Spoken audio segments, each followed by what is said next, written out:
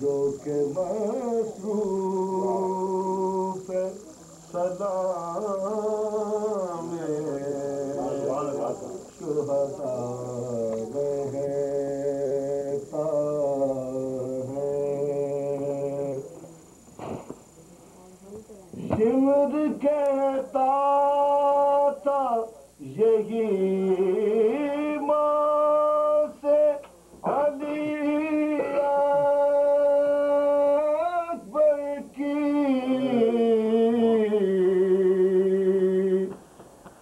شمر کہتا تھا یہی ماں سے علی اکبر کی،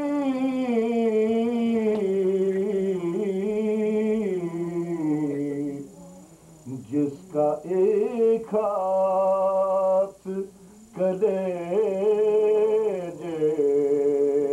پہ دھرا رہتا ہے، جس کا ایک ہاتھ کلیجے پہ دھرا رہتا ہے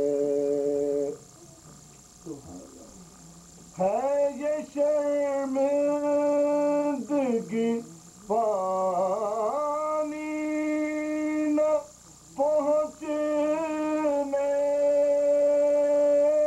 پایا،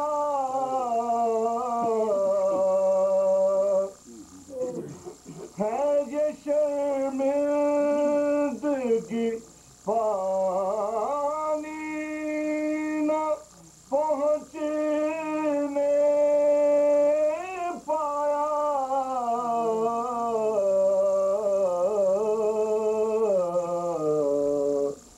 نیزے پر بھی سر عباس جھکا رہتا ہے، نیزے پر بھی سر عباس جھکا رہتا ہے،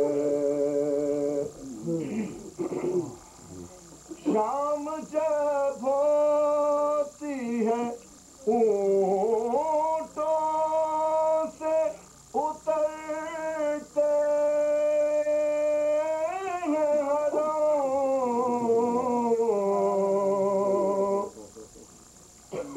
شام جب ہوتی ہے اونٹوں سے اترتے ہیں حرم،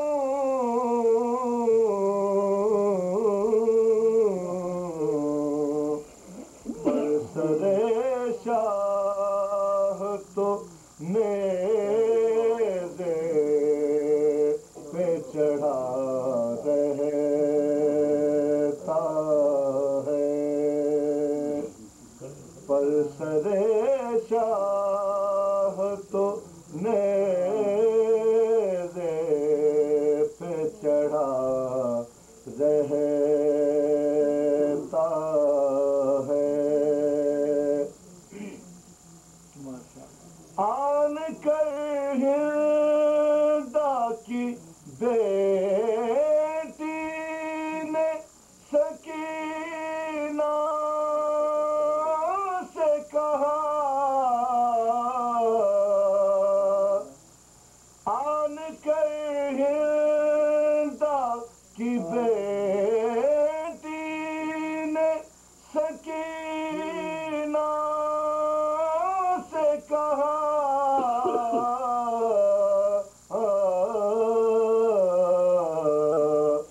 سر تیرا کس لیے اے بہنا کھلا رہتا ہے،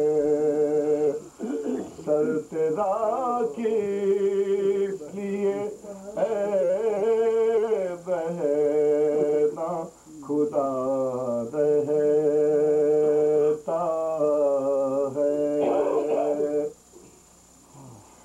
روکے وہ بادی یتیموں کی نشانی ہے یہی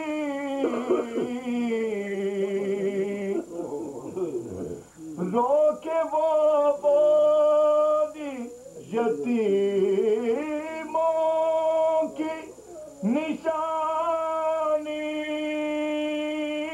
ہے یہی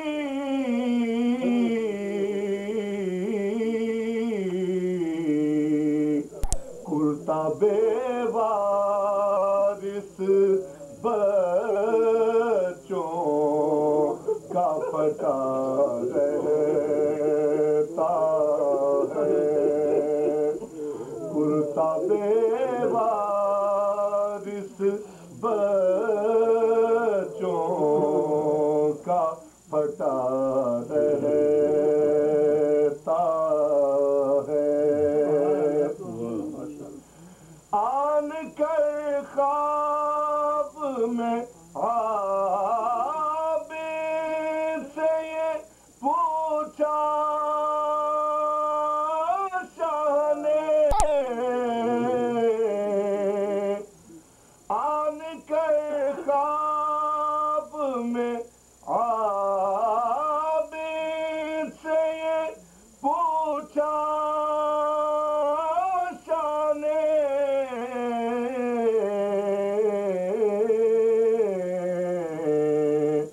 بیٹا احوال تیرا قید میں کیا رہتا ہے بیٹا احوال تیرا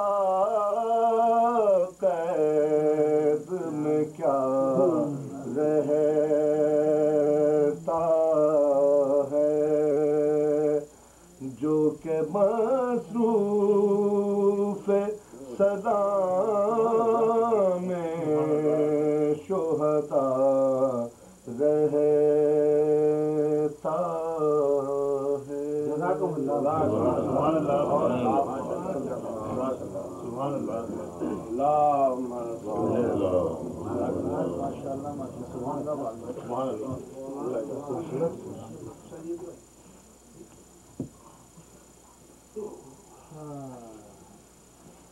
اللهم صل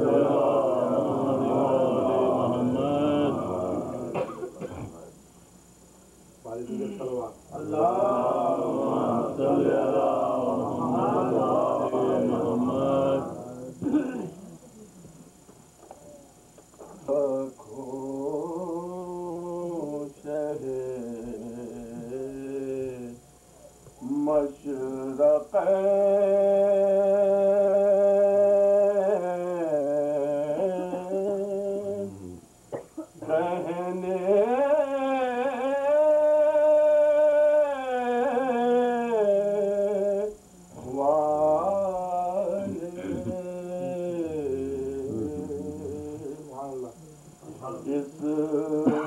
اسلام کا نور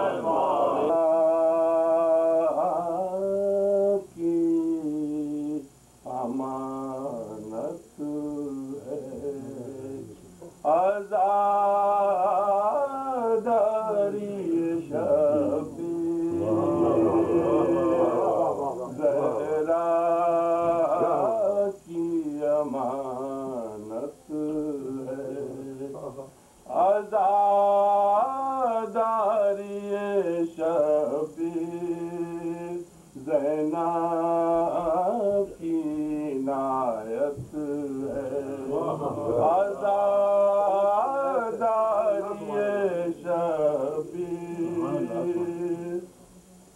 فرعون جہاں لرزا برندہ ہے اسے فرعون جہاں لرزا برندہ ہے اسے سب سے بڑی طاقت ہے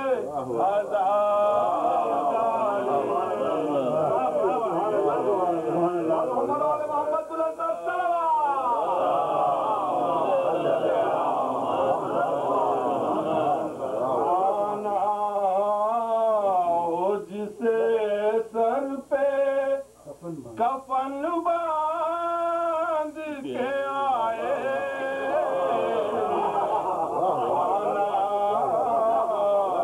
جسے سر پہ کفن باندھ کے آئے میدان شہادت ہے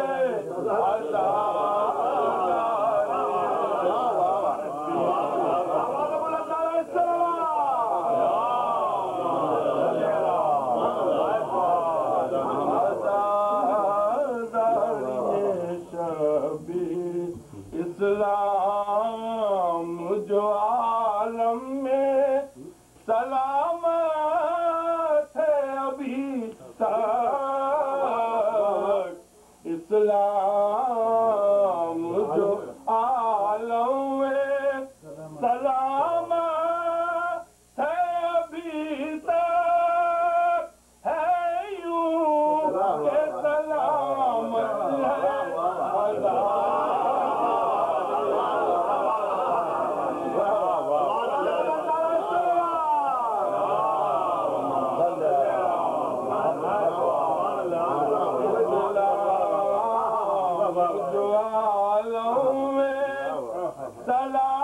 سلامت ہے ابھی تک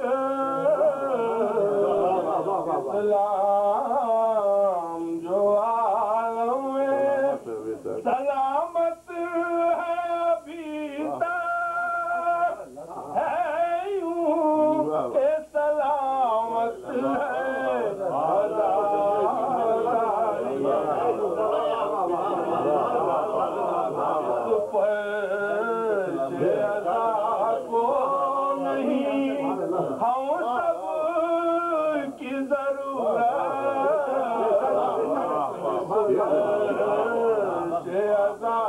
کو نہیں ہم سب کی ضرورت ہم سب کی ضرورت ہے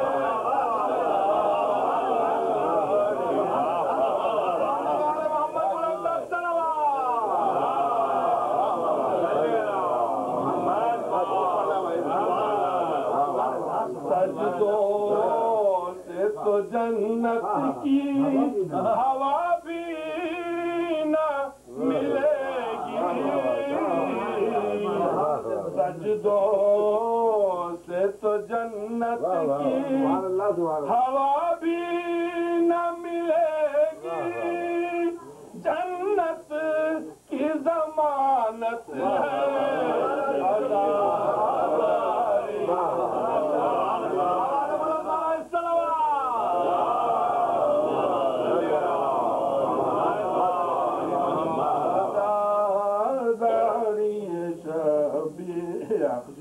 میں تو غم سرور کے لیے خلق ہوا میں تو غم سرور کے لیے خلق ہوا ہوں میری تو عبادت ہے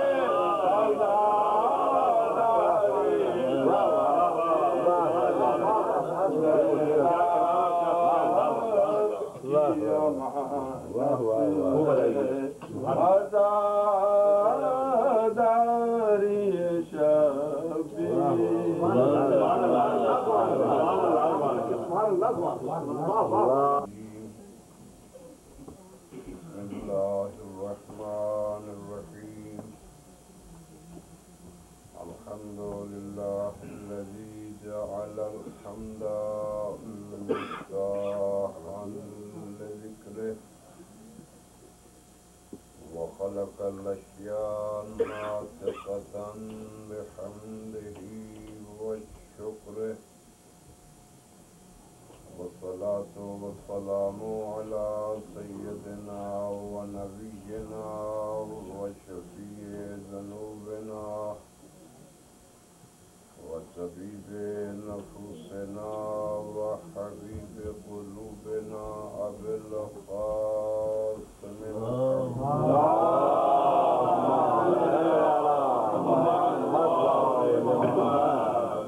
على محمد وآله الطيبين الطاهرين المعصومين الهداة المهديين الذين أذهب الله عنهم الرجس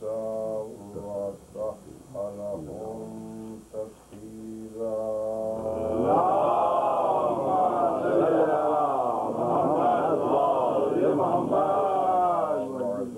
فقد قال الله تعالى في كلامه المجيد والفرقانه الحميد وقوله الحق بسم الله الرحمن الرحيم إن الذين يبايعونك فإنما يبايعون الله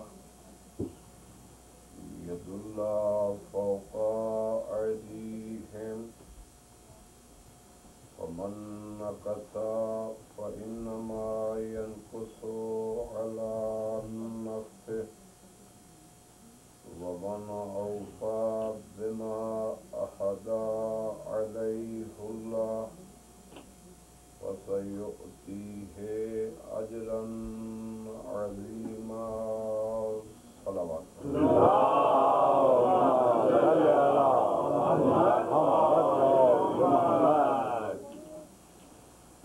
آج کی شب کی فاتحیت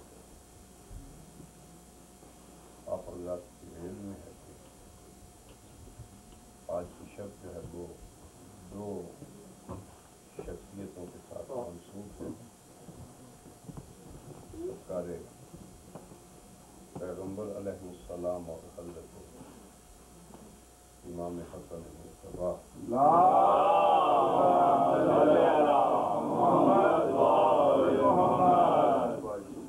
علیہ السلام کے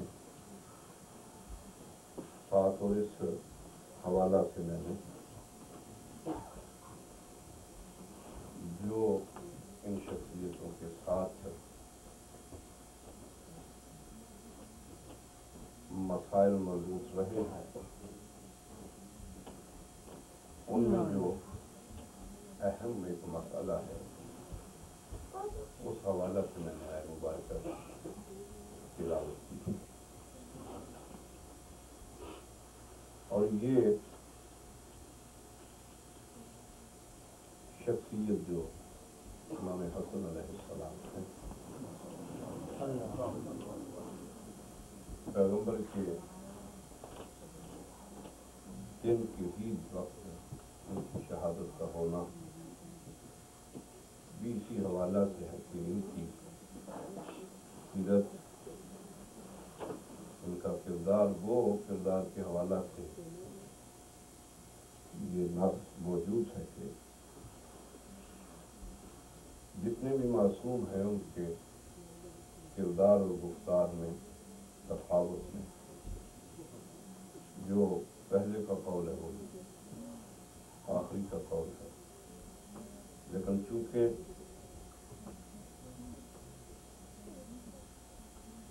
حالات کے مطابق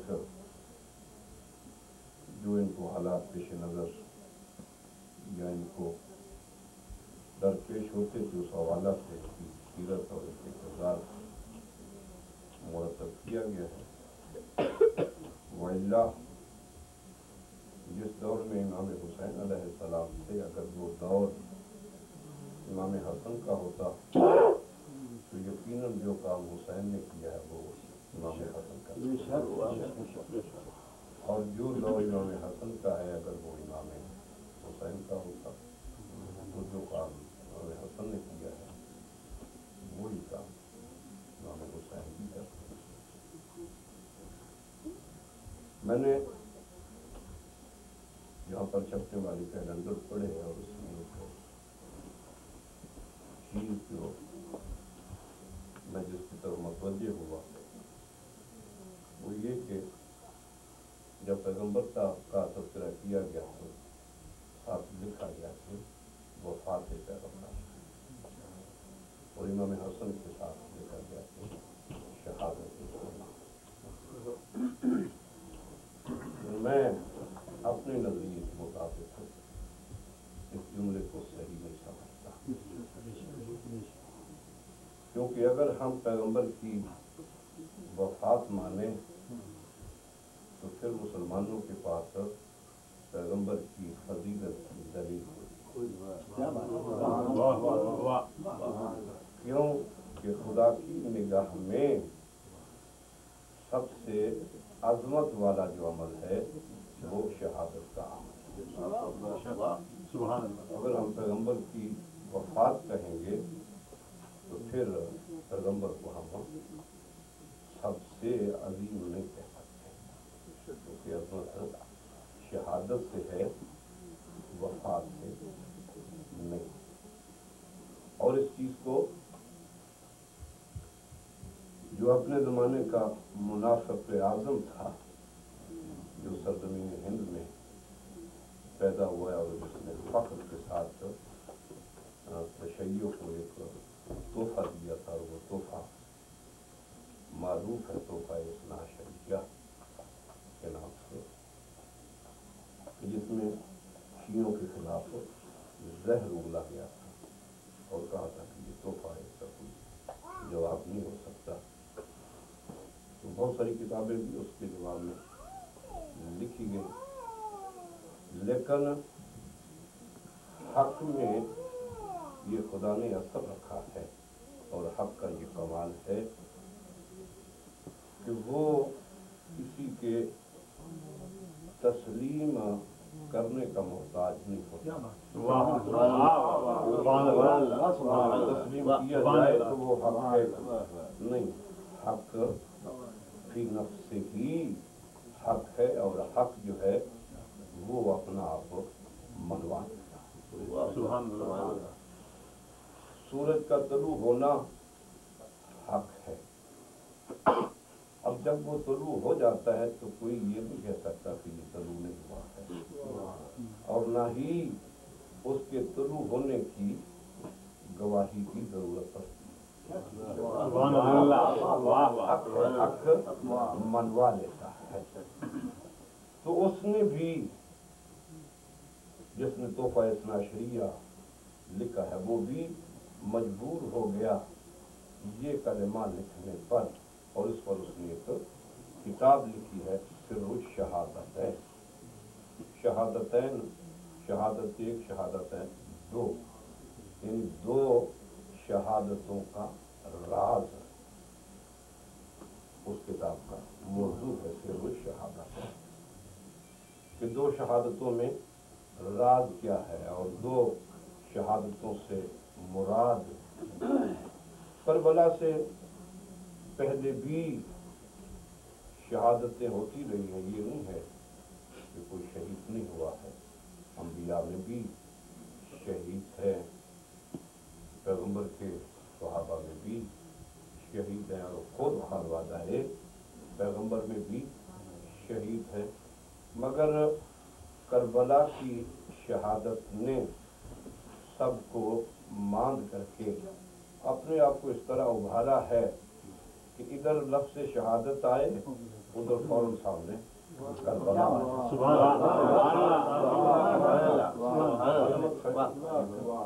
کمال ہے تو ظاہر ہے کہ یقیناً جب شہادت کی بات ہوگی تو کربلا کی طرف لوٹ جائے گا.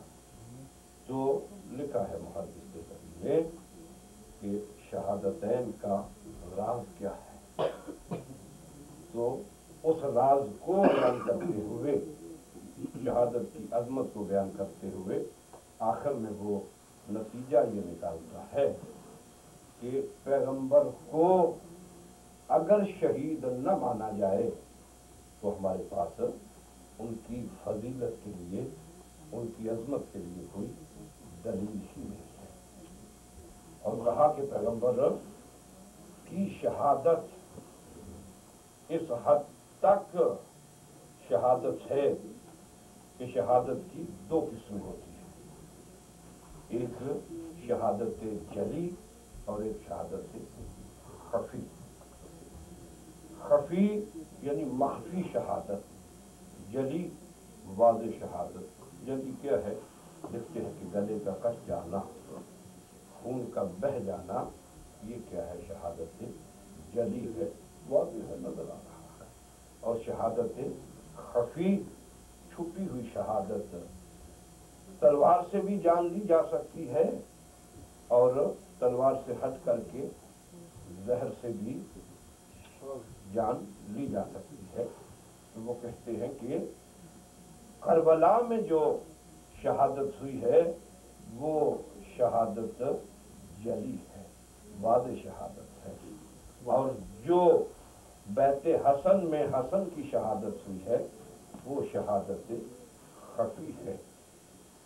وہ کہتے ہیں شہادتوں کو دیکھا ہے تو پھر پیغمبر کے کلام کا فلسفہ ہمارے ذہن میں آیا ہے کہ پیغمبر یہ کیوں کہتے تھے کہ الحسن منی و انا من الحسن، الحسین منی و انا من الحسین. حسین مجھ سے ہے، میں حسین سے ہوں. حسن مجھ سے ہے، میں حسن سے ہوں. کہا اس لیے کہ حسن کی شہادت خفی ہونا تھی، حسین کی شہادت جلی ہونا تھی. تو پیغمبر نے دونوں کو اپنے وجود کے ساتھ اس طرح ضم کر لیا ہے کہ اگر شہادت جلی سے عظمت ملے تو حسین کی شہادت میری شہادت ہے.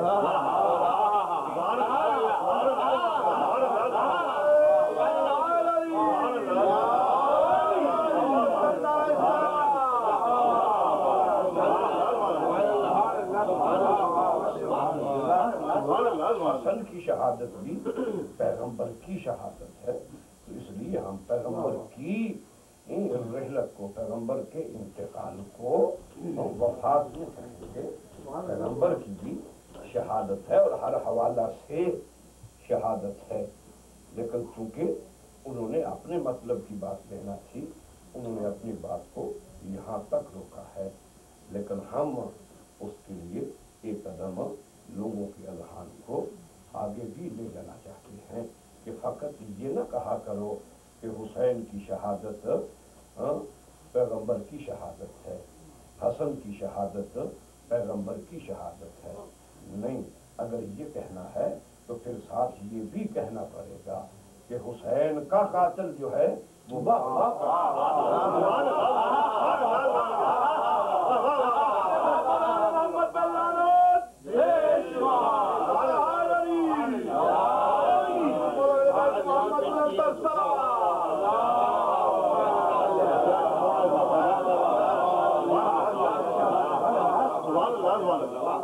حسن کا جو قاتل ہے وہ پیغمبر کا قاتل ہے. اور یہی اصل میں بنا ہے کہ جس بنا پر لوگوں کو منع کیا جاتا ہے، روکا جاتا ہے. یہاں تک کہ فوائد محرقہ میں یہ موجود ہے کہ امام غزالی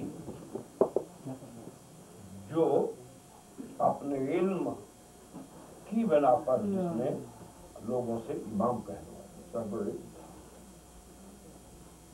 اور اس کو امام تسلیم کیا گیا ہے، وہ یہ ہمارے لیے تو کسی کی شخصیت کے تعارف کے لیے اتنا ہی کافی ہے کہ جب وہ صاحبان عصمت سے ہٹ کر کے اپنے نام کے ساتھ لفظ امام کو قبول کرتا ہے تو اس کی شخصیت ہمارے سامنے آ جاتی ہے کہ یحرم علی الواعظ کہ واعظ پر حرام ہے. کیا حرام ہے؟ ذکر و حسین حسین بن علی کا ذکر کرنا، ذکر کا سننا پڑھنے والے کے لیے بھی حرام ہے اور سننے والے کے لیے بھی حرام ہے. جس کی بنا پر آپ جانتے ہیں کہ پاکستان میں کس طرح کے ہندوستان میں کس طرح کے فتاوے علماء کے آئے کہ نکاح ٹوٹ جاتا ہے، یہ ہو جاتا ہے، وہ ہو جاتا ہے، اور دلیل یہ تھی کہ امام غزالی نے کہا. لیکن کیونکہ وہ صاحب علم تھا، صاحب فتویٰ تھا، تو اس نے ساتھ دلیل بھی دی ہے کہ کیوں حرام ہے واعظ پر. تو پھر میں وہ جملہ یہاں پر دہراؤں گا آپ کے ذہن کو متوجہ رکھنے کے لیے کہ حق جو ہے وہ اپنا آپ منوا لیتا ہے. خدا خود کہتا ہے قرآن مجید میں کہ میرا دین جو ہے وہ کسی فرد کا محتاج نہیں ہے. میں اپنی اس دین کی مدد جو ہے فاسق سے بھی کروا دیتا ہوں، حاجر سے بھی کروا دیتا ہوں، کیونکہ میں نے اپنا دین کو پھیلانا ہے. بظاہر یہ مخالفت کرتے تھے مگر جس نے زبان دے رکھی تھی وہ کہلوا دیتا تھا. تو یہ فتویٰ دیتا ہے یحرم واعظ پر حرام ہے حسین ابن علی کا ذکر کرنا. اب اس کی وجہ بھی بتاتا ہے کہ کیا بنا ہے کہ کیوں حرام ہے واعظ پر، کہ واعظ بھی نہ کرے اور سننے والے کے لیے بھی حرام ہے کہ وہ اس میں شرکت نہ کرے. وہ کہتا ہے کہ اس لیے اس ذکر میں اثر یہ ہے، اس کی تاثیر یہ ہے کہ اس کے سن لینے سے صحابہ کا بغض پیدا سنان محمد آل محمد صلی اللہ علیہ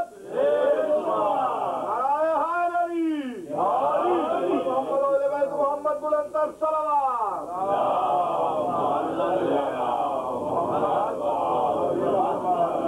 کیونکہ یہ عام بندے کی بات نہیں ہے، فلسفی زمان عالم کی بات ہے.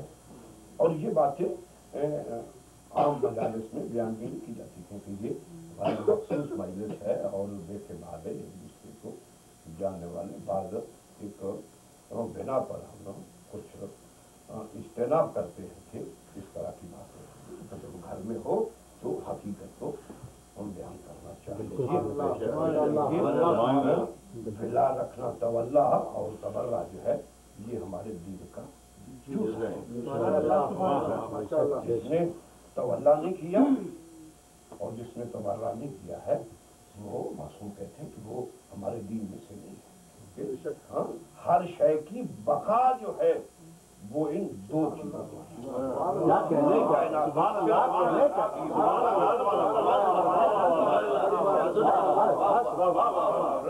صرف عقیدے کی بات ہی نہیں ہے. جب تک تولا اور تبرہ نہ ہو کائنات کی کوئی شے برقرار ہی نہیں رہتی. بات ہے کہ جب ہم شریعت میں آتے ہیں تو ہم اس کو تولا سے تعبیر کرتے ہیں، شریعت میں آتے ہیں تو نفرت کو ہم تبرہ سے. لیکن جب ہم دوسرے سائنس پہ فلسفہ پہ بات کرتے ہیں تو وہاں پر ہم اس کو قوت جاذبہ اور قوت دافعہ کہتے ہیں.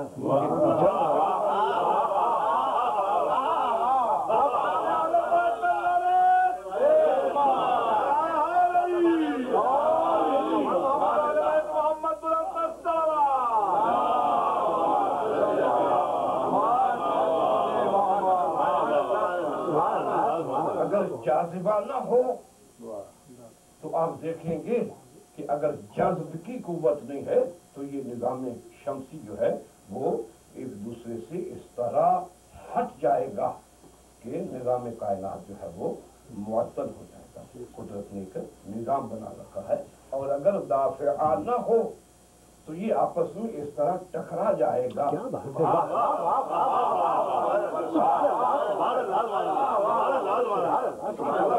اسلام میں دونوں چیزیں ہیں، تولا اور تبرہ.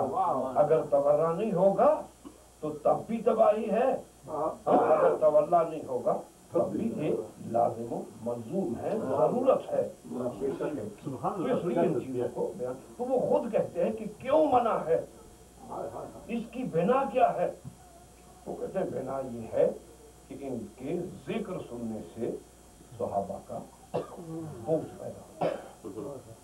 یہ سمجھ نہیں آتی کہ یہ فلسفہ کیا ہے. صحابہ کسے کہتے ہیں کہ جو شمع رسالت کے پروانے ہوں ان کو صحابہ کہا جاتا ہے.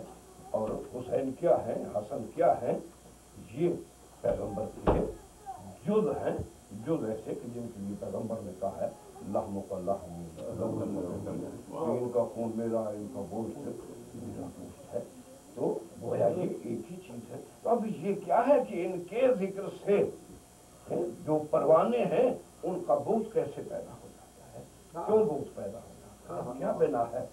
تو اصل میں یہ ہے کہ جب کربلا کی تاریخ کو بیان کیا جاتا ہے، شہادت حسین کو بیان کیا جاتا ہے، شہادت حسن کو بیان کیا جاتا ہے، تو سننے والا سمجھتا ہے، سوچتا ہے، فکر کرتا ہے کہ ارے کہ جب یہ دین معراج کی منزل پر تھا، اس دین پر الیوم اکملت لکم کی مہر لگی تھی، اور پھر شاید لوگوں کو تو علم نہ ہو لیکن ہمیں معلوم ہے کہ کربلا میں آنے والے مشرک نہیں تھے، کربلا میں آنے والے کافر بھی نہیں تھے. خدا شاہد ہے، تاریخ میں موجود ہے کہ نماز جمعہ پڑھ کر قتل حسین کا آغاز اور 900 حافظ قرآن تھے جنہوں نے قتل حسین کا فتویٰ دیا. آنے والے مشرک نہیں تھے، کافر نہیں تھے، نماز پڑھتے تھے. ادھر بھی نماز ہوتی تھی، ادھر بھی نماز ہوتی تھی، دونوں طرف. اور کچھ ایسے بھی بدبخت نمازی تھے کہ جو آتے تھے حسین کے پیچھے نماز پڑھ جاتے تھے، اور پھر جا کر قومی اشقیہ میں، جیسا کہ ایک بہت بڑی شخصیت ایک جنگ میں، جنگ صفین میں، وہ نماز پڑھنے کے لیے علی کے پیچھے آ جاتا تھا، اور جب دسترخوان بچھتا تھا تو معاویہ بھی دسترخوان پہ بیٹھا تھا. تو کسی نے پوچھا ارے یہ کیا ہے، نماز ادھر پڑھتے ہو کھانا ادھر کھاتے ہو. تو وہ کہتا ہے کہ بس جہاں جہاں جس شے کا لطف آئے ہم وہاں سے لطف اٹھا لیتے ہیں. نماز کا لطف علی کے پیچھے آتا ہے، میں وہاں پڑھ لیتا ہوں. دسترخوان معاویہ کا، اس میں لطف آتا ہے، ادھر آ جاتا ہوں. کیونکہ ان کا مطمع نظر ہی یہ تھا، ان کا دین، ان کی فکر تھی ہی یہ. تو کچھ ایسے تھے آتے تھے تو وہ کافر نہیں تھے، نماز بھی پڑھتے تھے، حافظ قرآن بھی تھے، لیکن آئے حسین کے مقابلہ میں. تو جب یہ چیزیں بیان کی جاتی ہے تو وہ فکر کرتا ہے، وہ سوچتا ہے کہ آخر کیا بنا ہے کہ یزید نے قتل کر دیا. یزید کون تھا، اس کے پاس کیا پاور تھی، اس کے پاس کیا طاقت تھی، اس کو یہ کیسے ضرورت ہوئی. وہ بھی کوئی پرانی بات نہیں ہے، پیغمبر کی کوئی 10 پشتیں نہیں گزر گئی ہیں. ابھی تو وہ افراد موجود ہیں کہ جنہوں نے اس حسین کو پیغمبر کے کندھوں پر دیکھا. ابھی تو وہ شخصیات موجود ہیں کہ جنہوں نے حالت سجدہ میں پیغمبر کی پشت پر حسین کو دیکھا. کوئی ابھی اتنا وقت بھی نہیں گزرا ہے، کیا اس کو ضرورت تھی، کیا اس کے پاس طاقت تھی. تو کہا اس لیے اس کے پاس طاقت تھی کہ اس کے پاس حکومت تھی. اور میں خدا شاہد ہے وہ باتیں بیان کر رہا ہوں جو ان کے علماء نے کتابوں میں لکھی، نعوذ باللہ من ذالک کا. وہ حسین کو میری زبان دیکھنے کی تھی، وہ باغی تصور کرتے ہیں. اور کیوں باغی تصور کرتے ہیں کہ اگر وہ حسین کو باغی نہ سمجھیں تو پھر ان کو یزید کو باغی کہنا پڑتا ہے. اور جب وہ یزید کو باغی کہیں گے تو صرف یزید کو باغی نہیں، اور بھی ایک منزل آگے بڑھے گی. کی منزل لے کر آگے بڑھے گی.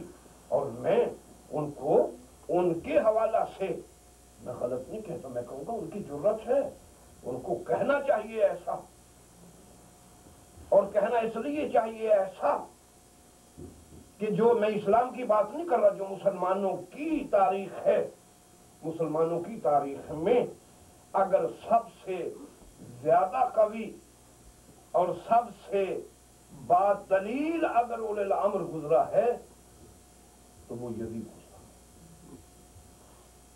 مسلمانوں کی تاریخ میں کوئی بھی اتنا قوی اور اتنا با دلیل اور اتنا استدلال رکھنے والا کوئی بھی اولی الامر نہیں گزرا. پہلی خلافت سے آپ لے لیں کہ جس میں اجماع کو متعارف کروایا گیا ہے، وہ ویسے ہم جانتے ہیں کہ تاریخ اپنے آپ کو دروہر کرتی ہے. میں ثقیفہ بنی سعدہ کے الیکشن کو آج کے ریفرنڈم جیسا ہی سمجھتا ہوں. یہ ہر دور میں ہی ایسے حالات ہوتے ہیں. کیا تھا؟ صرف 200 آدمی بھی نہیں تھا جو ثقیفہ بنی سعدہ میں 200 آدمی، اور یہ شہرت دی گئی کہ اجماع ہوا ہے، اور کہا کہ اجماع امتی رحمت، امت کا اجماع جو ہوتا ہے وہ رحمت ہوتا ہے. لہذا باوجود اس کے کہ پیغمبر اسلام کے وہ الفاظ بھی لوگوں کو یاد تھے کہ پیغمبر نے ہاتھ پکڑ کر دکھلایا تھا کہ یہ ہے، لوگوں کے ذہن میں تھا، اور یہ نہیں ہے کہ ان کو بتلایا نہیں گیا تھا. خود تاریخ میں یہ چیز موجود ہے کہ کئی شب امیر المومنین اور پیغمبر کے دختر مدینہ کے ہر گھر میں جا کر دستک دے کر کے لوگوں کو باہر بلا کر کے پوچھا کہ بتاؤ تم نے خون قدیر میں اپنی آنکھوں سے دیکھا تھا کہ پیغمبر نے علی کا ہاتھ پکڑ کر دیکھا؟ خوب سمجھتا اور امیر المومنین کئی دن تک جاتے اور ہر گھر کا دروازہ لوگ کہتے کہ ہاں ہم نے دیکھا ہے، تو کہتے پھر آؤ گواہی دو. کہا کہ ان کو گواہی دیں، انہوں نے نہیں دیکھا، انہوں نے بھی دیکھا تھا. تو کہا پھر کیوں نہیں مانتے ہو؟ کہا اس لیے نہیں مانتے کہ امت نے اجماع کر دیا، اور پیغمبر کا بھی فرمان ہے، اور ہم علی کی فضیلت کے بھی انکار نہیں کرتے. وہ ایک نہیں ہے، بی بی آیات پڑھتی تھی. بتاؤ انما یرید اللہ کس کی شان میں نازل؟ بتاؤ قل لا اسألکم علیہ اجرا کن کی شان میں نازل؟ تو کہتے کہ آپ کی شان میں نازل. کہا پھر کیوں نہیں کہتے؟ کہا امت نے اجماع کیا، اور اجماع کیا ہے؟ 200 فرد کا. 200 آدمی نے کہا یہ اجماع ہے. تو اگر تقابل کریں اس اجماع کا اور یزید کے اجماع کا، ہمارے سامنے نظر آتا ہے حسین کے پاس 72 نفر ہیں، یا زیادہ سے زیادہ ہمیں روایت ملتی ہے کہ مدینہ سے 220 آدمی چلے، اور چند ایسے تھے حضرت حنفیہ جیسے جن کو خود امام حسین روک کر گئے تھے کہ آپ نے نہیں جانا ہے، ان کے ساتھ کچھ اور افراد مل لو. 300 سے زیادہ امام حسین کے ساتھ آدمی لبیک کرنے والے نہیں تھے، مگر یزید کہ کربلا میں جو آنے والے تھے وہ لاکھوں کی تعداد میں تھے. میں کہتا ہوں اگر اجماع کی حیثیت ہوتی تو کم کم ثقیفہ بنی سعدہ سے کربلا میں آنے والوں کی اجماعی حیثیت جو ہے وہ کہیں زیادہ ہے. اب دوسرا دور آتا ہے، اب اجماع بھی نہیں کرتے. اب کیا ہے کہ پہلے جانے والا اس کو منتخب کر دیتا ہے، اور منتخب کرنے والا کون ہے؟ جس پر 200 آدمیوں نے اجماع کیا تھا، وہ اس کو منتخب کر رہا ہے. تو گویا اب اجماع نہیں رہا. کیوں اجماع نہیں رہا؟ اس لیے اجماع نہیں کہا کہ یہ بہت سخت مزاج ہے، لوگ اس کو قبول نہیں کریں گے، لیکن میں سمجھتا ہوں اس کی ضرورت ہے، لہذا میں اس کا نام لیتا ہوں. اب اجماع کی بات نہیں، کہا کہ جس پر اجماع ہوا تھا اس نے اس کا نام لے دیا، لہذا بس یہی ہے. تو یہ دوسرا مسلمانوں کی تاریخ میں کسی کو اولی الامر بنانے کا طریقہ وضع کیا گیا. پہلا اجماع کا، دوسرا یہ ہے کہ وہ اس کو منتخب کرتے.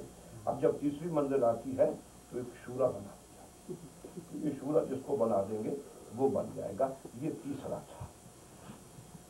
لیکن اگر تھوڑا سا تدبر کریں تو پہلے پہ صرف اجماع ہے، اس کو کسی نے منتخب نہیں کیا.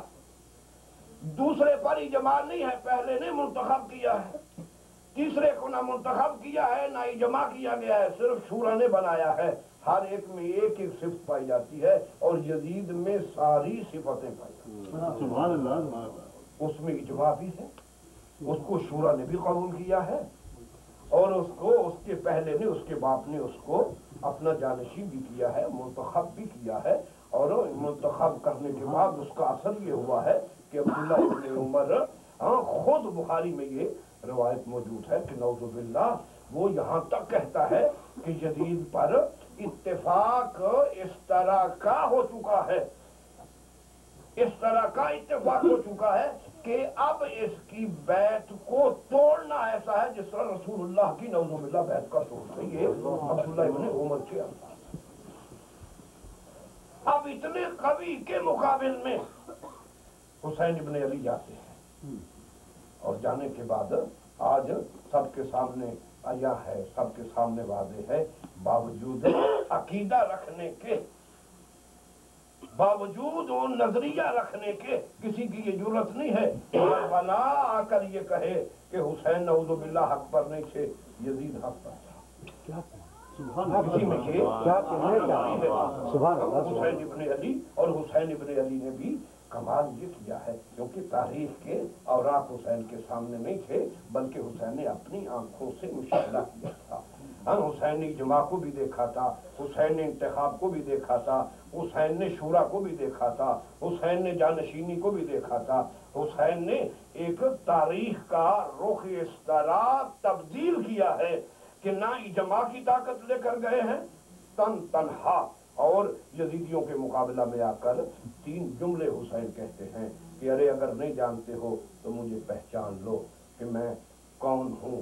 انا اہل بیت النبوہ، انا مہدن الرسالہ، انا مختلف الملائکہ.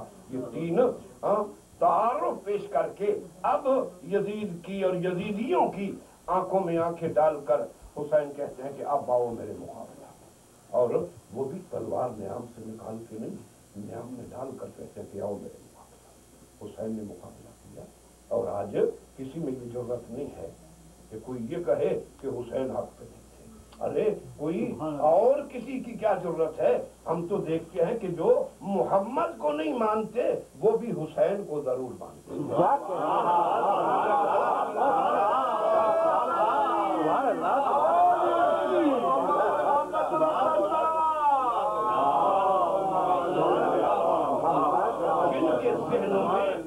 جن کے ذہنوں میں خدا کا تصور نہیں ہے، خدا شاہد ہے، ہم نے ان کے عمل سے دیکھا ہے حسین کا تصور ہے.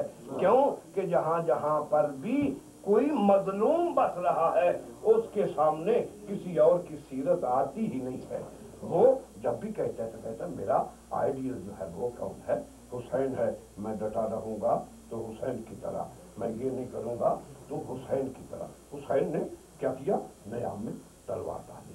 کس کے مقابل میں؟ جس پر اجماع تھا. کس کے مقابل میں؟ جس کو منتخب کیا گیا تھا. کس کے مقابل میں؟ جس کے پاس طاقت تھی. کیونکہ معاویہ کو اس لیے مسلمانوں نے لکھا ہے کہ علی ابن ابی طالب کو ہم نے امیر اس لیے نہیں مانا اس دور میں کہ معاویہ کو قہر و غلبہ حاصل ہو گیا تھا. حسین نے اپنی گردن بھی جھکا دی کہ لو میری گردن کو بھی قلم کر لو اور تمہیں قہر و غلبہ بھی حاصل ہو جائے. اور اس کے بعد پھر نتیجہ دیکھنا کہ نتیجہ کیا نکلتا ہے. اور نتیجہ کیا نکلا ہے؟ نتیجہ یہی نکلا ہے نا. آج ہم دیکھتے ہیں کہ ہر مسجد میں، ابھی تو تعصب آ گیا، ایک دور ایسا تھا ہم دیکھتے تھے کہ ہر مسجد پر، ہر دکان پر ایک جملہ لکھا ہوتا تھا کہ شاہ است حسین، دین پناہ است حسین. بتایا جی جاتا تھا کہ اصل دین جو ہے وہ حسین ہے. ارے بھائی حسین کون حسین؟ اس کی تو گردن کو قطع کر دیا گیا تھا. قہر و غلبہ تو اس کو حاصل ہو گیا تھا جس پر اجماع ہوا تھا. قہر و غلبہ تو اس کو حاصل ہو گیا تھا جس کو نمائندگی دی گئی تھی. قہر و غلبہ تو اس کو حاصل ہو گیا تھا جس کو شورا نے منتخب کیا تھا. کیوں کہتے ہو کہ حسین دین ہے؟ تو معلوم ہوا کہ حسین دین ہے، اگرچہ اس کے مقابلہ میں اجماع بھی آ جائے تب بھی حسین دین ہے، اگر اس کے مقابلہ میں شورا آ جائے تب بھی حسین دین ہے، اگر اس کے مقابلہ میں قہر و غلبہ آ جائے تب بھی حسین دین ہے۔ اور اسی حسین کے لیے حسین نے بآواز بلند کہا تھا، اور حسین نے نہیں کہا تھا، پیغمبر نے کہا تھا الحسن والحسین سید شباب اہل الجنہ وابوہما خیر منہما۔ اب کیا ضرورت تھی کہ ایک طرف پیغمبر کہتے ہیں اولنا محمد وآخرنا محمد وأوسطنا محمد، مگر یہاں پر کہتے ہیں کہ حسن و حسین جوانان جنت کے سردار ہیں، مگر ان کا باپ جو ہے نا وہ ان سے بھی بہتر ہے، ان سے بھی بہتر ہے۔ تو اس لیے پیغمبر نے کہا تھا ان سے بھی بہتر ہے کہ ارے جب حسین سے تم اجماع کی صورت میں ٹکر لے لو گے، جب تم شورا کی صورت میں ٹکر لے لو گے، جب تم قہر و غلبہ کی صورت میں ٹکر لے لو گے، اور پھر نتیجہ نکالو گے کہ دین اجماع میں نہیں دین حسین میں ہے، دین شورا میں نہیں دین حسین میں ہے، تو ذہن میں رکھنا حسین دین ضرور ہے مگر اس کا باپ اس سے بھی بہتر ہے۔ ارے حسین کے مقابلہ میں اگر اجماع لے کر تم حسین کو دین سمجھتے ہو تو پھر علی کے مقابلہ میں کبھی اجماع نہ لانا، علی ہی بہتر ہوگا، کیونکہ علی بہتر ہے۔ وہ اصل میں جو میں بیان کرنا چاہتا تھا مسئلہ بیعت، اس مسئلہ کا آغاز جو ہوا تھا وہ امام حسن علیہ السلام،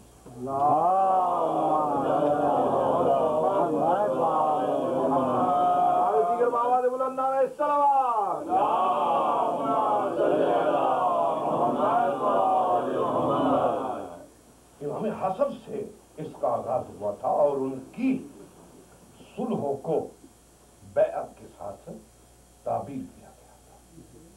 یہ حالانکہ اور یہ ایک مفصل موضوع ہے جو وقت کے دامن میں اب گنجائش نہیں ہے کہ اس پہ بات کی جائے، صرف میں آیت کا ترجمہ کر کے آپ کی زحمت کو تمام کروں گا، اور اس میں نتیجہ سامنے آ جاتا ہے۔ پیغمبر نے خدا کی طرف سے بیعت کا طریقہ بتایا، سورہ فاتحہ کی آیت ہے، اور خدا پیغمبر سے کہتا ہے کہ یہ جو تیرے پاس بیعت کرنے کے لیے آتے ہیں ان سے بیعت لینے سے پہلے ایک بات سمجھا دینا، اور وہ کیا ہے کہ ان الذین یبایعونک فانما یبایعون اللہ۔ پیغمبر یہ جو بیعت کے لیے آ رہے ہیں ان کو یہ سمجھا دو کہ یہ بیعت میری بیعت نہیں ہے، یہ اللہ کی بیعت ہے۔ لے پیغمبر رہے تھے مگر خدا نے کہا ان کو سمجھانا ہے کہ یہ بیعت میری نہیں ہے، یہ اللہ کی بیعت ہے۔ تو کیوں سمجھانا چاہتا ہے؟ اس لیے تاکہ بیعت کرنے والوں کے ذہن میں یہ آ جائے کہ بیعت اس کی کرنا ہے جس کی بیعت اللہ کی بیعت ہو سکتی ہو۔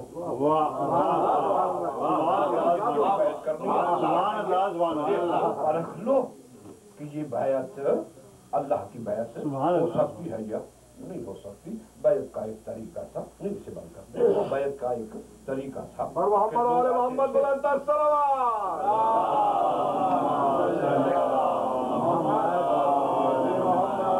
لوگ بیعت کے لیے آتے اور آ کر ہاتھ بڑھاتے، سورہ فتح کی آیت ہے، ہاتھ بڑھاتے اور پیغمبر ان کے ہاتھوں کے اوپر ہاتھ رکھتے تھے۔ تو جب پیغمبر ہاتھ رکھنے لگتے تو خدا کہتا نہیں ابھی ہاتھ نہیں رکھنا۔ جنہوں نے بیعت کے لیے ہاتھ پھیلایا ہے، اور ایک اس میں بڑا کمال ہے، اور وہ کمال یہ ہے کہ ہم دیکھتے ہیں بیعت ہوتی کس طرح ہوتی ہے۔ بیعت لینے والا گھر گھر جاتا ہے، بستی بستی جاتا ہے، اور وہ جا کر ہاتھ پھیلاتا ہے کہ میری بیعت کرو، مگر خدا کہتے ہیں نہیں، یہ اور لوگ ایسا کریں۔ پیغمبر سبحان اللہ، سبحان اللہ، کیوں نہیں کرنا ہے؟ سبحان اللہ، سبحان اللہ۔ خدا نے کہا اس لیے نہیں کرنا ہے کہ ہاتھ پھیلانا یہ احتیاج کی علامت ہے، محتاجی کی علامت ہے ہاتھ پھیلانا۔ اے پیغمبر ہم ان کی بیعت لینے کے محتاج نہیں، یہ بیعت کرنے کے محتاج ہیں۔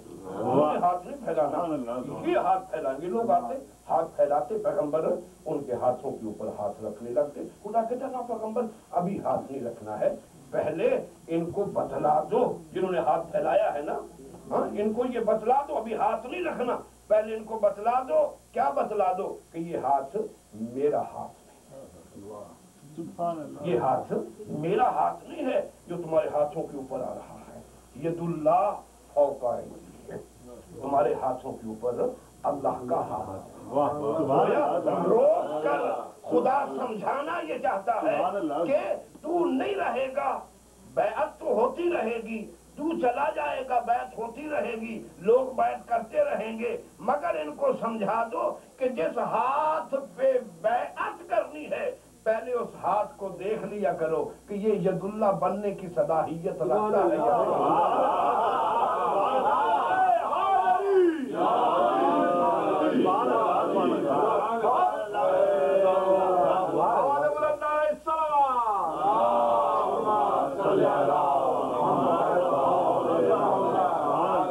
اگر یہ صلاحیت رکھتا ہو تو پھر اس کی بیعت کرنا۔ بہت ساری تفصیلات ہیں انشاءاللہ کل پڑھنے والا ہوں اسی سادہ تو اسی موضوع کی انشاءاللہ میں یہ بیان کروں گا۔ تو آغاز ہوا امام حسن سے بیعت کا، مگر امام حسن نے اس بیعت کا جواب اس انداز سے دیا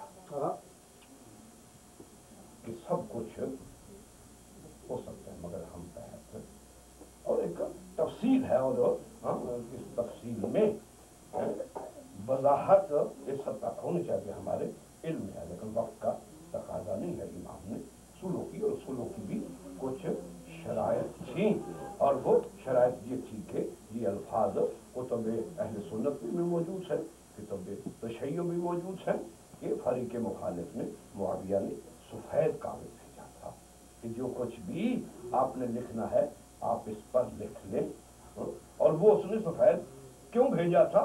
کیونکہ وہ طے کر چکا تھا کہ جو بھی معاہدہ ہوگا جب میں نے اس پر عمل ہی نہیں کرنا ہے تو چاہے جو کچھ بھی لکھ دیا جائے، مگر امام نے جو اس پر شرائط لکھی، سب سے پہلی شرط یہ تھی کہ جو ظاہر ہے کہ کلام امام جو ہے وہ اسی طرح ہی عظمت رکھتی ہے جس طرح امام عظمت رکھتا ہے، جس طرح انسانوں میں امام کو عظمت حاصل ہے اسی طرح کلام امام میں، کلاموں میں اس کو وہی عظمت حاصل ہوتی ہے۔ تو امام نے پہلا جملہ یہ لکھا کہ میری پہلی شرط یہ ہے کہ تو مجھ سے یہ وعدہ کر لے کہ آج کے بعد جو بھی کام ہوگا وہ قرآن و سنت کے مطابق ہوگا، آج کے بعد جو کچھ بھی ہوگا وہ قرآن و سنت کے مطابق ہوگا۔ گویا اس کا قبول کر لینا، اس پہ دستخط کر دینا، یہ اس بات کی دلیل ہے کہ پیغمبر کے جانے کے بعد معاویہ خود تسلیم کر رہا ہے کہ سب کچھ ہو رہا تھا مگر قرآن و سنت کے مطابق نہیں ہو رہا۔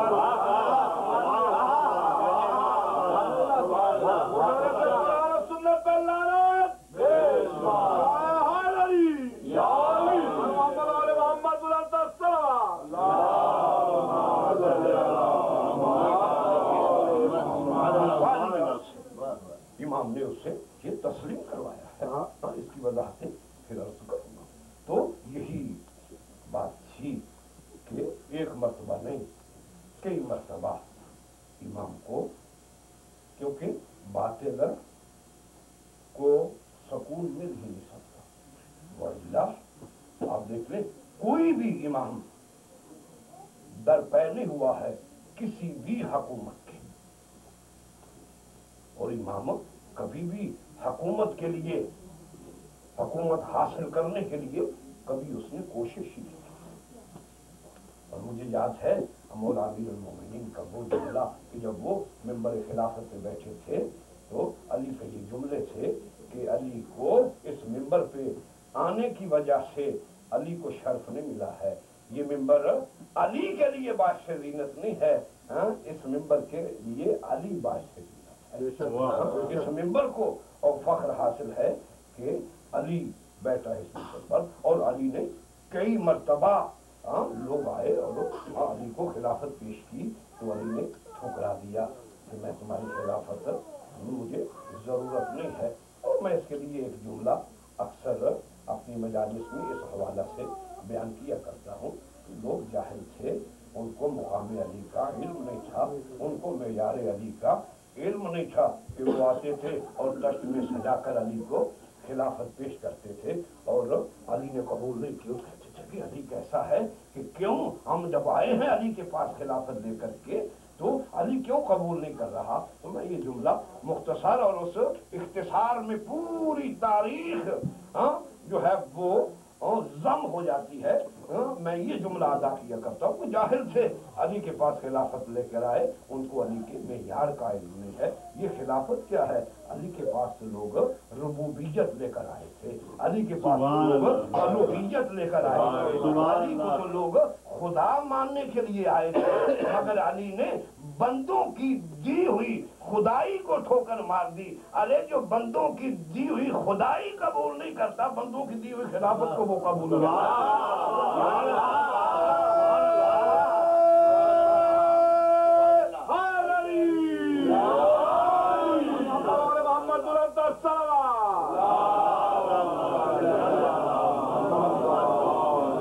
कभी भी कोशिश नहीं की है कि हमें मिंबर मिल जाए, हमें तख्त मिल जाए, सुभान अल्लाह, कभी ख्वाहिश ही नहीं की है। ये ठोकरा सकते हैं, इनको कभी तलब, इमाम हसन ने कभी भी ख्वाहिश नहीं की थी, तलब नहीं की थी। मैं शराइत का तज़किरा कर रहा था। तो दूसरी शर्त जो इमाम ने रखी वो ये थी कि आज के बाद मिंबर पे मेरे बाप पर सब वो शिकस्त, और खुदा शाहिद है इमाम हुसैन मजलूम है, मगर मैं हसन को भी मजलूम कम नहीं समझता। तलवार पर उठा लेना आसान है, मगर कितना हौसला था इमाम हसन का कि बैठे हों और उनके अली जैसे बाप पर सदोशी हो और हसन बर्दाश्त करें, हसन गवारा करें। ये इमाम हसन का मजलूमियत का बहुत बुलंद पहलू है। फिर भी इमाम ने सब्र किया। इसके बावजूद कई मरतबा इमाम को जहर दी गई। आखिरी मरतबा जो जहर दी गई है जो बिन्त अशअस के हवाला से, वो जहर इतनी सख्त थी कि मैंने मक्तल की किताबों में रवायत में पढ़ा है कि सहरी का वक्त था, इमाम अपने बिस्तर पे करवटें बदल रहे थे, जनाब फरवा को बुलाया और हकीकत हाल से आगाह किया और कहा फरवा आगे भी जहर मुझे मिलती रही है, मगर इस जहर से मुझे महसूस हो रहा है कि अब मैं चंद लम्हों का मेहमान हूँ। जल्दी करो मेरे भाई हुसैन को बुलाओ और हुसैन के साथ साथ ताकीद की कि मेरी बहनों को भी बुलाओ। और बहनों में खुदा जाने इस शख्सियत में क्या कमाल और क्या अजमत है, ये तो मासूम जानते हैं, मगर मुझे ये फितरत से हट करके अमीरुल मोमिनीन से भी पहले जनाब सैयदा सलामुल्लाह अलैहा का जब इंतकाल हुआ, शहादत हुई, इस दुनिया से रुखसत हुई, तो जब वसीयत करने लगी, अमीरुल मोमिनीन को भी वसीयत की, इमाम हसन को भी वसीयत की, इमाम हुसैन को भी वसीयत की। जनाब ज़ैनब हसन से भी छोटी थी, हुसैन से भी छोटी थी, और जनाब ज़ैनब को बुला करके जनाब सैयदा कहती है, ज़ैनब मैं तुझे वसीयत करती हूँ कि हुसैन का ख्याल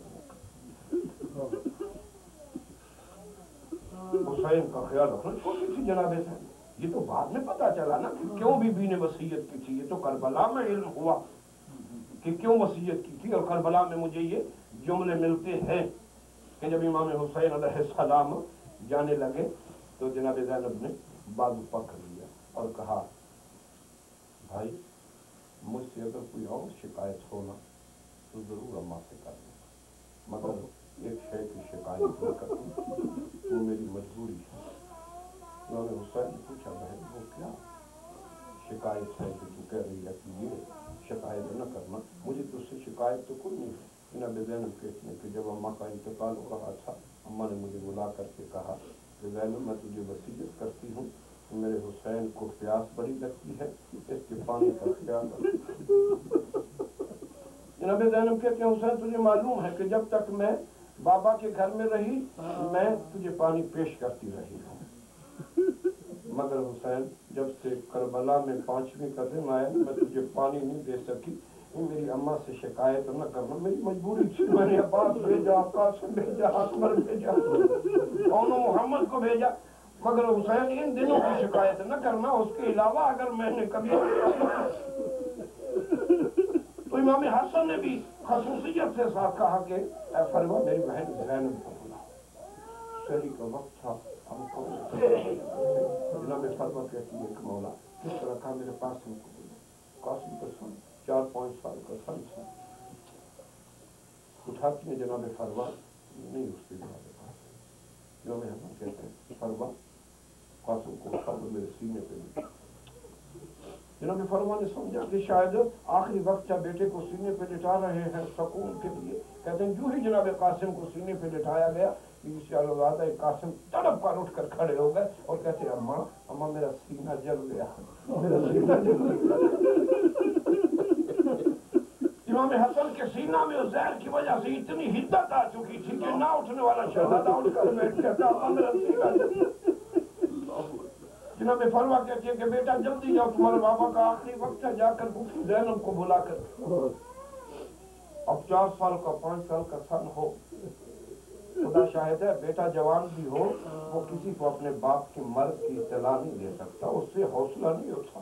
پھر چھوٹا سا شہزادہ جب باہر نکلنے لگا، جناب فرما نے دیکھا، سمجھ گئے کہ قاسم نہیں بدلا سکے گا، پلٹایا، کیا کیا، گریبان کو کھولا، تھوڑا سا گریبان کو پالا، گھر کے صحن سے خاک لے کر شہزادے کی زلفوں میں ڈالی اور کہا قاسم بیٹا اب جاؤ، اب تجھے بتانے کی ضرورت نہیں پڑے گی۔ کہتے ہیں کہ ابھی فجر صادق ہونے والی تھی، گئے شہزادہ قاسم جا کر بہن پھوپھی زینب کا دروازے پہ دستک دی، ہاں جب دستک دی تو اندر سے جناب فضا کی آواز آئی ہے سائل آنے والے، بڑی جلدی آ گیا ہے، ابھی تو بی بی تہجد کے لیے اٹھی ہے، تھوڑی دیر رک کے آ جانا۔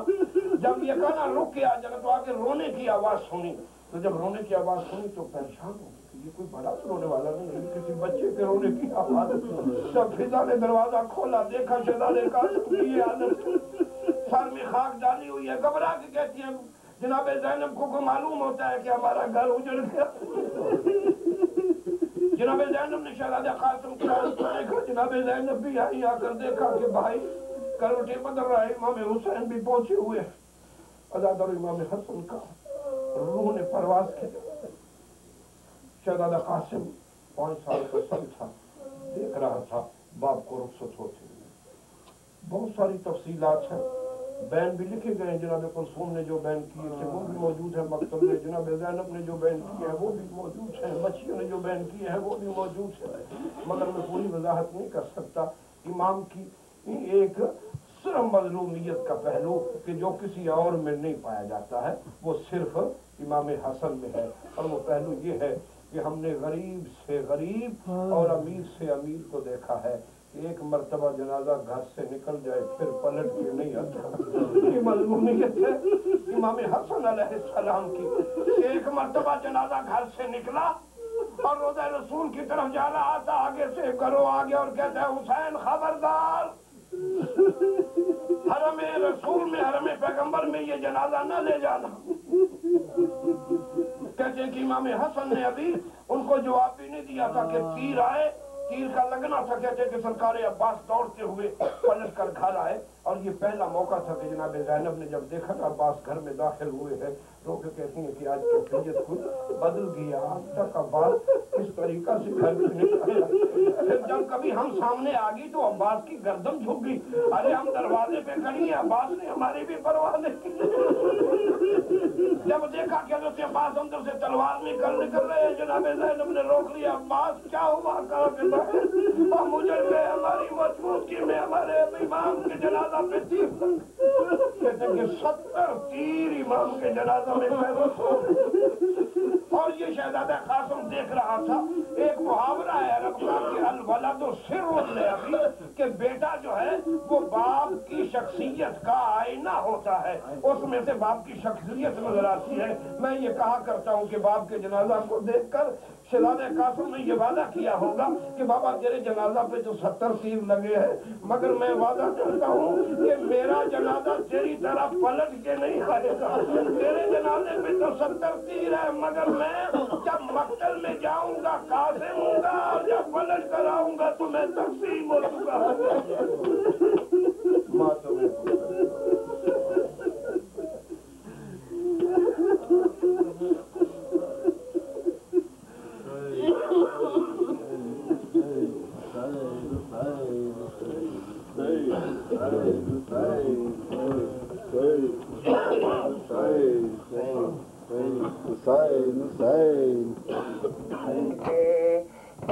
کہاں برس رہے تابوت پر حسن کے، کہاں برس رہے تابوت پر حسن کے، کہاں برس رہے تابوت پر حسن کے، کہاں برس رہے تابوت پر حسن کے۔ امت مٹا رہی ہے، امت مٹا رہی ہے آثار پنجتن کے، کہاں برس رہے تابوت پر حسن کے، کہاں برس رہے تابوت پر حسن کے۔ امت مٹا رہی ہے، امت مٹا رہی ہے آثار پنجتن کے، کہاں برس رہے تابوت پر حسن کے، کہاں برس رہے تابوت پر حسن کے، کہاں برس رہے تابوت پر حسن کے۔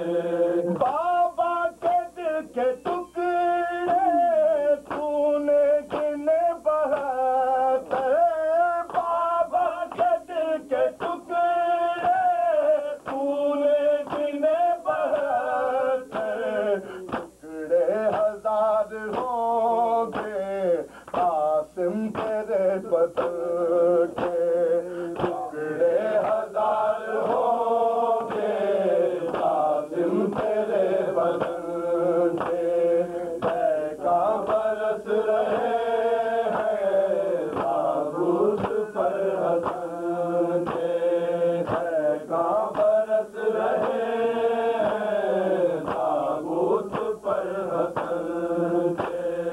آخر کی ہٹیوں میں شبر نے روکے تمہیں، آخر کی ہٹیوں میں شبر نے روکے تمہیں، شبیر کا گلا بازو بڑی بہن کے، شبیر کا گلا بازو بڑی بہن کے، کہاں برس رہے تابوت پر حسن کے۔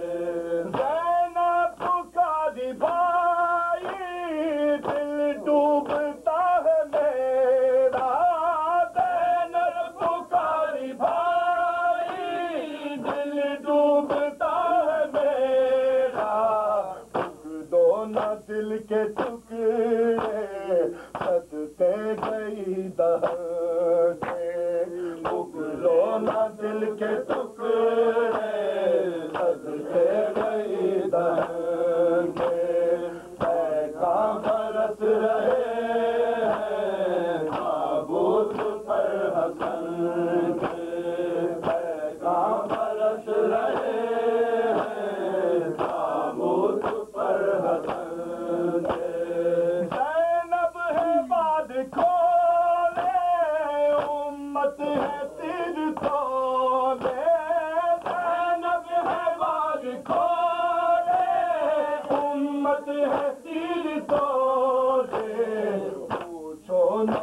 شام کی یہ حال ہے وطن کے پوچھو نہ شام کی یہ حال ہے وطن کے پیغام برس رہے ہیں تابوت پر حسن کے پیغام برس رہے ہیں تابوت پر حسن کے بولے حسن کے زینب دیکھ رہے گا چل کے بولے حسن کے زینب یہ گل رہے گا چل کے بازو تمہارے ہوں گے حلقے میں رسن کے بازو تمہارے ہوں گے حلقے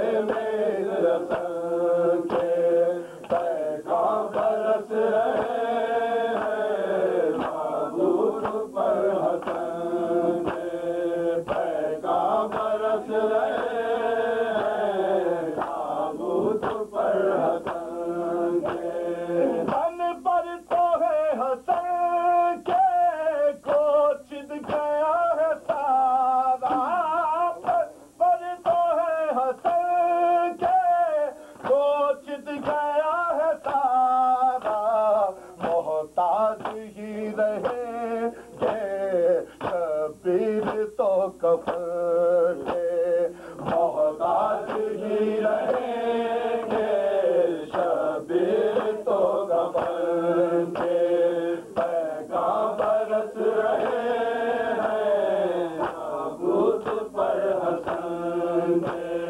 پیغام برس رہے ہیں تابوت پر حسن کے یثرب میں کربلا میں بغداد و سامرا میں یثرب میں کربلا میں بغداد و سامرا میں افسوس پھول بکھرے سہارا تیرے چمن کے افسوس پھول بکھرے سہارا تیرے چمن کے پیغام برس رہے ہیں تابوت پر حسن کے پیغام برس رہے ہیں تابوت پر حسن کے امت مٹا رہی ہے امت مٹا رہی ہے آثار پنجتن کے پیغام برس رہے ہیں تابوت پر حسن کے پیغام برس رہے ہیں تابوت پر حسن کے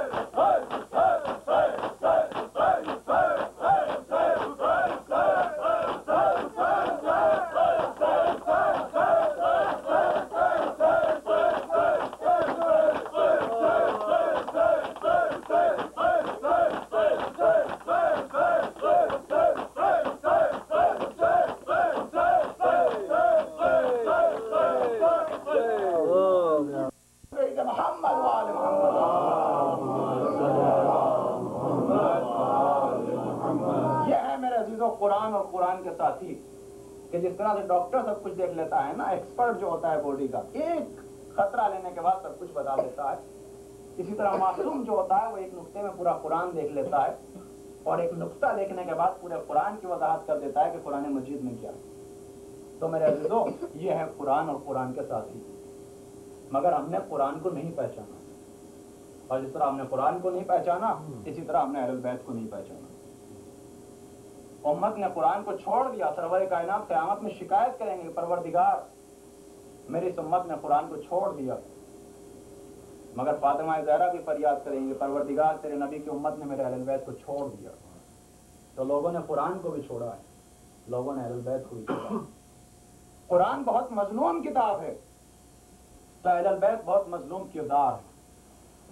قرآن کے اوپر لوگوں نے تیر برسائے تو اہل بیت کے اوپر بھی تیر برسائے گئے۔ قرآن کے اندر آگ لگائی گئی تو اہل بیت کے خیموں میں بھی آگ لگائی گئی۔ میرے عزیزو، ہم کیا سمجھتے ہیں کہ قرآن مجید جو ہے یہ کوئی 1400 سال پہلے نازل ہوا، 1400 سال پہلے ہمارے ہاتھوں میں آیا؟ آپ قرآن کی تاریخ کو پڑھیں، قرآن کوئی نئی کتاب نہیں ہے۔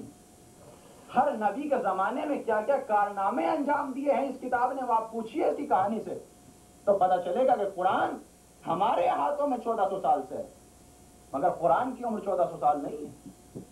اور اسی طرح اہل البیت کی عمر 1400 سال نہیں ہے۔ نبیوں کے زمانے میں اہل البیت کی تاریخ کو پڑھیں، ہم نے 1400 برس سے پہچانا، ورنہ مولا کائنات کا وہ معرفت بھرا ہوا جملہ جس میں مولا کہتے ہیں کہ میں اس وقت سے تھا جب وقت نہ تھا. اور مولا کا ایک جملہ سنیے، کہتے ہیں کہ میں نے تسبیح کی تو میری تسبیح کو دیکھ کے ملائکہ نے تسبیح کی. میں نے سجدہ کیا تو میرے سجدے کو دیکھ کے ملائکہ نے سجدہ کیا. اگر میں عبادت نہ کرتا تو ملائکہ کو طریقہ عبادت کا پتہ نہ چلتا. اگر میں تسبیح نہ پڑھتا تو ملائکہ کو تسبیح کا طریقہ پتہ نہ چلتا. میں نے تسبیح کی تو میری تسبیح کو دیکھ کے ملائکہ نے تسبیح کی. تو میرے عزیزو، جس طرح سے اہل البیت، جس طرح سے قرآن مجید ہمارے ہاتھوں میں 1400 سال سے ہے، اس طرح ہم نے اہل البیت کو 1400 برس سے پہچانا. ورنہ تو آپ پوچھئے، ایک چھوٹا سا واقعہ سنایا، مگر اس کے اندر بھی ایک پوائنٹ آپ کے سامنے پیش کرنا چاہتا ہوں کہ جس سے پتا چلے کہ جس طرح قرآن مجید کی عمر کا کوئی اندازہ نہیں لگا سکتا، اسی طرح اہل بیت کی عمر کا کوئی اندازہ نہیں لگا سکتا. بہت ہی مشہور و معروف واقعہ ہے کہ ایک مرتبہ سرور کائنات موجود تھے اور ساتھ میں مولا علی بھی تھے، اور وہ جناب سلمان فارسی وہ بھی موجود تھے، اور کھجوریں کھائی جا رہی تھی. اور جب کھجوری کھائی جا رہی تھی تو ایک مرتبہ کہیں وہ کھجور کی گٹھلی گھوم گئی. میں نہیں کہتا کہ ہماری کہیں گٹھلی گھوم گئی، اور جانے کے بعد جناب سلمان فارسی کے جا کے لگی. اور جب سلمان کے جا کے لگی تو ایک مرتبہ وہ چھٹکے، کہا کہ یا علی، میں اتنے سال کا اور آپ جو ہیں نوجوان، اور آپ مجھ سے مذاق کرتے ہیں. اور جب بوکھلا کے اپنی عمر جناب سلمان نے بتا دی، کہا میں اتنے سال کا ہوں، آپ مجھ سے مذاق کرتے ہو. تو مولا نے ایسا جواب دیا کہ وہ اور بھڑک گئے، کہا کہ کیا بہت بوڑھے ہو گئے ہو. اور ایک بات میں آپ کو بتا دوں کہ دیکھیے، مومن ہونا الگ بات ہے، لیکن ہیومن نیچر جو ہے وہ الگ چیز ہے. بوڑھے کا نیچر یہ ہوتا ہے کہ جوانوں سے چھٹکتے ہیں. مومن ہونا الگ بات ہے، ہیومن نیچر الگ چیز ہے. تو جب بوکھلا کے انہوں نے اور بتائی کہ اتنے سال کا ہوں، تو ایسا جواب دیا کہ اتنے بوڑھے ہو گئے ہو کیا؟ کہا جی، کہا اگر اتنے بوڑھے ہو گئے ہو تو کیا تمہیں وہ واقعہ یاد ہے کہ ایک مرتبہ جنگل میں پھنسے تھے اور سامنے سے شیر آیا تھا اور تڑپتے تھے اور مدد کو پکارتے تھے، اور کوئی آیا اب جو یہ کہا توتے اڑ گئے ہاتھوں میں، کہا علی یہ کیا کہہ رہے ہو؟ اس کا تو میں نے اپنی بیوی سے بھی تذکرہ نہیں کیا، اپنے گھر بھی نہیں بتائی، آپ کو پتا کیسے چلا؟ کہا کہ ایسے میں تمہیں یاد ہے کہ جنگل میں سے ایک شیر آیا تھا اور اس کے اوپر ایک شخص سوار تھا، اور وہ آیا اور آنے کے بعد شیر سے تمہاری حفاظت کی، اور جی جی جی جی کرتے رہ گئے کہ مولا آپ کہہ کیا رہے ہیں؟ میں نے تو اللہ کے نبی سے بھی تذکرہ نہیں کیا، بچوں سے تذکرہ نہیں کیا، پھر آپ کو کیسے پتا؟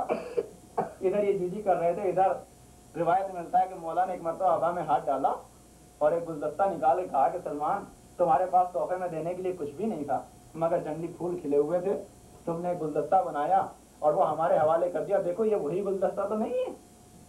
اور اب جو سلمان نے دیکھا تو ایک مرتبہ تڑپ کے کہتے ہیں یا علی یہ تو مرجھایا بھی نہیں.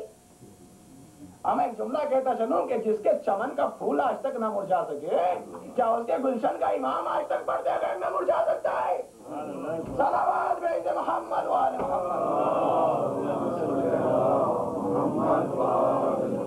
جس کے ہاتھ کا پھول نہ کملا سکے، کیا اس کے گلشن کا امام کملا سکتا ہے؟ تاریخ کہتی ہے کہ اب جب سلمان گھبرائے تو گھبراتے ہوئے تو دینا ہے نا. تو ایک مرتبہ کہتے ہیں سلمان گھبراؤ نہیں، ہم نے ہر نبی کی مدد کی ہے، مگر محمد کی مدد کے لیے اعلان آیا ہوں. صلوات بھیج محمد والے.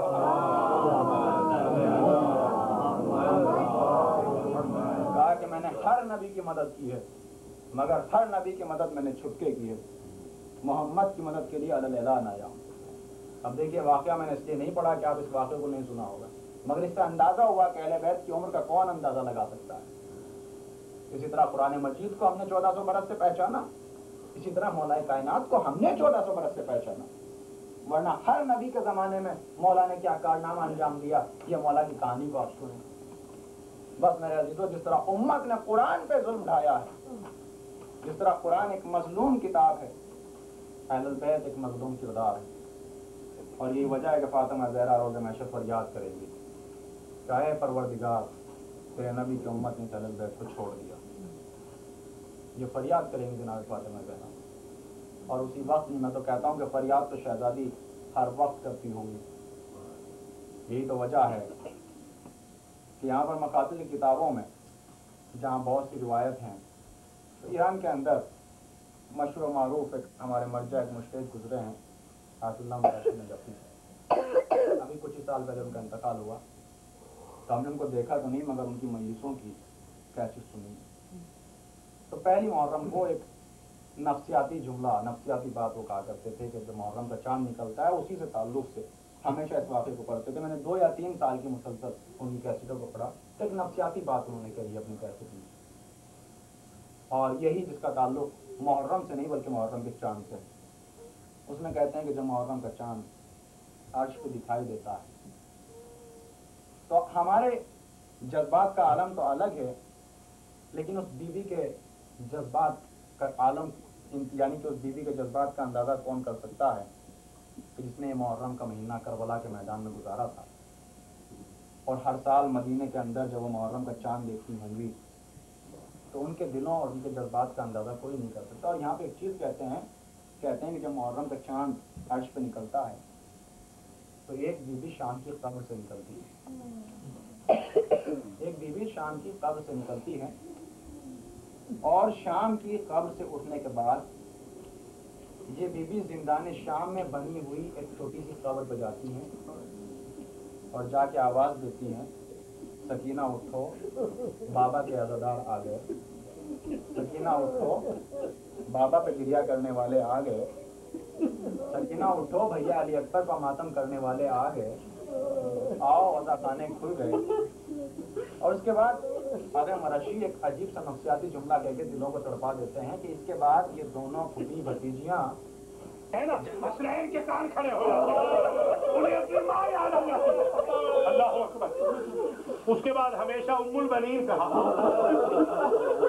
علی نے مرتے دم تک پھر کبھی فاطمہ نہ کہا. یہ ہے وفا خدا کی قسم، یہ ماں کی وفا ہے. اور میں نے یہ جملہ خود روایت میں دیکھا ہے کہ واقعہ کربلا کے بعد بی بی قبر فاطمہ پہ آ کے ہاتھ رکھ کے کربلا کا رخ کر کے ایک ہی بیان کرتی رہتی، بی بی ناراض نہ ہونا، جب تک میرا عباس زندہ تھا میرے بیٹے پر کسی نے ہاتھ نہیں اٹھایا.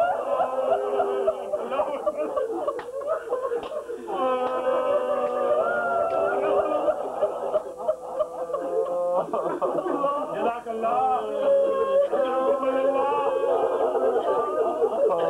میرے عزیزوں، میرے بزرگوں، وفا ہوتی ہے زندگی تک. جب روح پرواز ہو جائے تو وفا ختم ہو جاتی ہے نا. یہ واحد وفادار ہے دنیا کا کہ جسے شہید ہونے کے بعد بھی وفا کرتا. ذرا صبر سے سنیے گا پھر روتے رہیے گا. یہ ہونے کی آتے ہیں. آپ کو وہ بیوی اجر دے گی